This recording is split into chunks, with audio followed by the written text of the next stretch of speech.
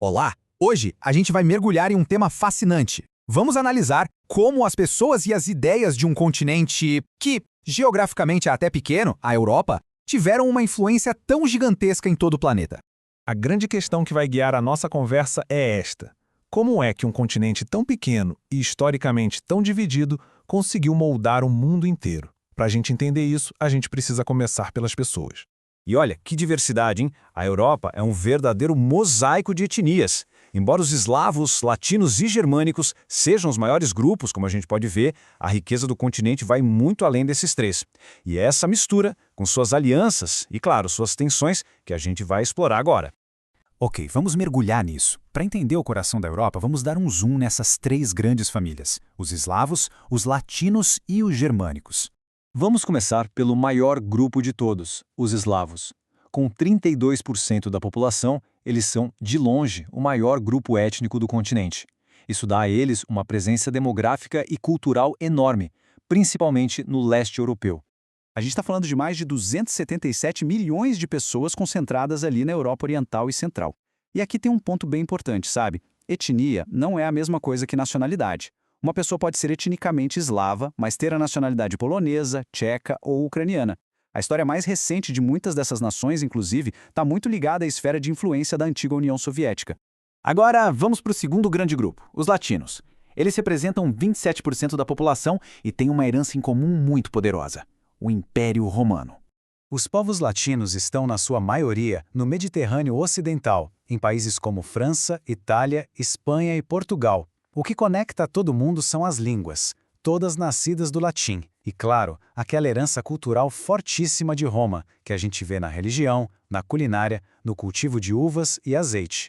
Agora, o que é bem interessante de ver aqui é o contraste econômico dentro do próprio grupo latino. A gente tem potências como a França e a Itália, que estão entre as maiores economias do mundo, e ao mesmo tempo economias bem mais periféricas, como a da Moldávia. E para fechar o trio principal, chegamos aos germânicos, com 26%. Eles formam uma verdadeira potência, concentrada ali no norte e no centro da Europa. Esse grupo tem, digamos, dois grandes eixos. De um lado, o ocidental, com motores econômicos como Alemanha e Reino Unido, e do outro, o nórdico, lá nos países escandinavos. Juntos, eles puxam a economia em áreas como tecnologia e finanças, e muitos compartilham uma herança cultural forte, como a dos vikings. E esse ponto aqui é impressionante e diz muito sobre eles: o altíssimo nível de desenvolvimento social. Países como Suíça, Noruega e Islândia simplesmente lideram o ranking mundial do Índice de Desenvolvimento Humano, o famoso IDH. Mas, claro, a Europa não se resume a esses três grandes grupos, né?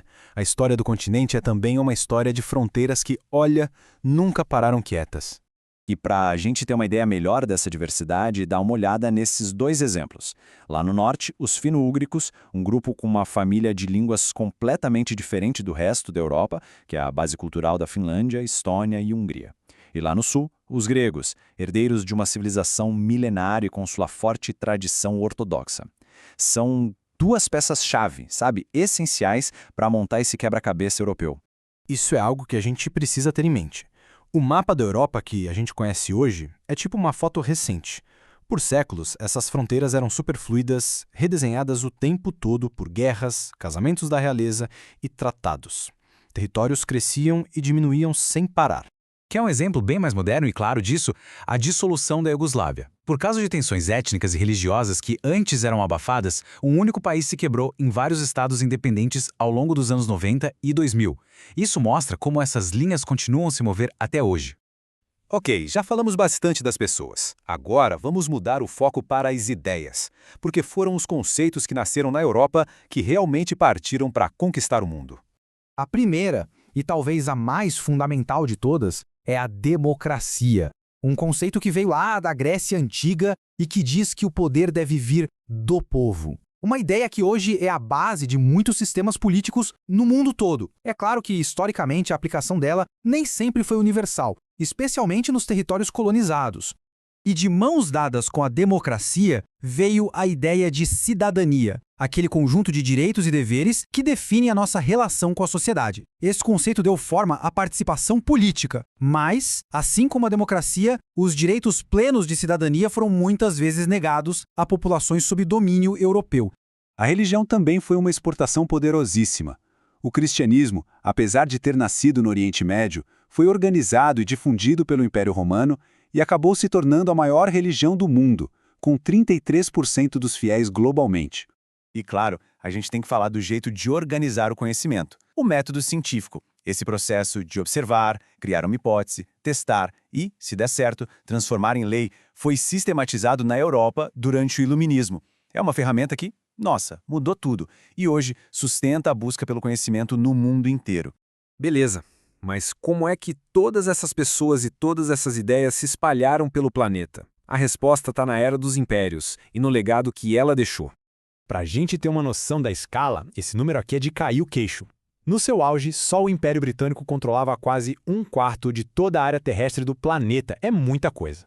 Foi através desses impérios coloniais gigantescos que potências como Portugal, Espanha, França e Inglaterra levaram para o mundo todo ativamente suas línguas, religiões e modelos culturais. Muitas vezes, isso foi imposto como um padrão de civilização, deixando um legado super complexo e, em muitos casos, bem controverso nessas áreas colonizadas.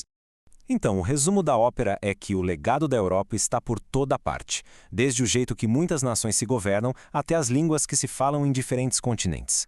Mas, com o mundo mudando tão rápido e com novas potências surgindo, a pergunta que fica no ar é: e agora? O que vem a seguir para esse legado todo?